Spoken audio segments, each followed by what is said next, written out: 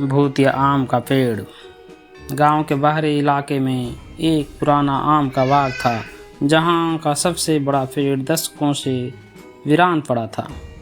गांव वालों का कहना था कि उस पेड़ के नीचे रात में कोई जाता तो कभी लौट कर नहीं आता, लेकिन यह बात सिर्फ अफवाह थी या सच्चाई कोई नहीं जानता था। राजू, एक 22 साल का लड़का, अपने दोस्त सुनील के साथ गांव में गर्मी की छुट्टी बिताने आया था। उसे इन भूत प्रेत की कहानियों पर बिल्कुल भी भरोसा नहीं था।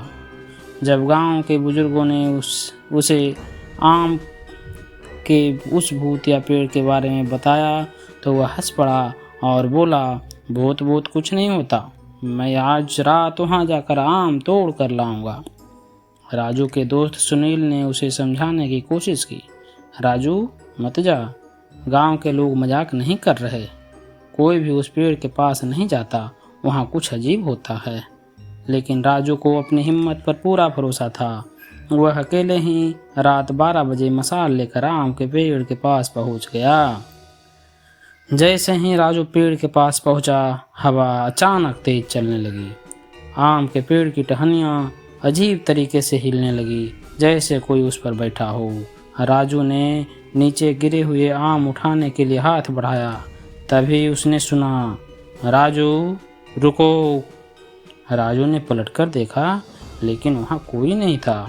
उसने सोचा कि सुनील उसे डराने के लिए आवाज़ निकाल रहा है। उसने हंसते हुए कहा, सुनील, छुपने की ज़रूरत नहीं, मुझे सब पता है। लेकिन तभी उसके सामने ज़मीन पर एक परछाई दिखी, एक लंबा, दुबला और अजीब सा दिखने वाला आदमी, जिसके पैर ज़मीन से थोड़े ऊपर थे। राजू की सांसें थम गई। उसने पीछे हटने की कोशिश की, लेकिन उसके पैर जैसे ज़मीन में जम गए थे। राजू की आंखों के सामने वो परछाई धीरे धीरे आकार लेने लगी। अब वह एक बूढ़े आदमी की शक्ल में दिखने लगा। उसकी आंखें जलती हुई अंगारों की तरह चमक रही थी। उसने गहरी आवाज़ में कहा, तू यहाँ क्यों आया है? यह मेरी जगह है। डर के मारे राजू का गला सूख गया। उसने कांपती हुई आवाज़ में कहा, मुझे माफ़ कर दो, मैं चला जाऊंगा।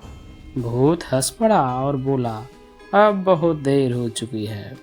राजू ने अपनी पूरी ताकत लगाकर खुद को छुड़ाया और भागने लगा, लेकिन जैसे ही उसने दौड़ना शुरू किया, उसके पीछे किसी के भारी कदमों की आवाज़ आने लगी। वह जितना तेज दौड़ता, आवाज़ उतनी ही नज़दीक आती गई।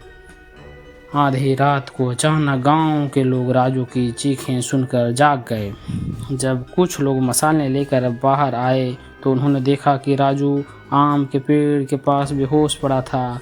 उसकी शर्ट फटी हुई थी और पूरे शरीर पर लंबे लंबे खरोंच के निशान थे, जैसे किसी के नाखूनों से गहरे घाव पड़े हों। जब राजू होश में आया तो उसने सबको पूरी घटना सुनाई, लेकिन कोई उसकी बात पर यकीन नहीं कर पा रहा था। अगले दिन राजू और सुनील गांव छोड़कर शहर वापस चले गए। उसके बाद किसी ने उस आम के पेड़ के पास जाने की हिम्मत नहीं की। लेकिन आज भी जब आधी रात में हवा चलती है तो गांव वाले कहते हैं कि उस आम के पेड़ से किसी के हंसने की धीमी धीमी आवाज़ आती है। सीख, कुछ जगहों पर अतीत की छाएं बसी होती है। हमें हर कहानी को अफवाह मानकर अनदेखा नहीं करना चाहिए, क्योंकि कुछ रहस्य हमेशा रहस्य ही रहने चाहिए।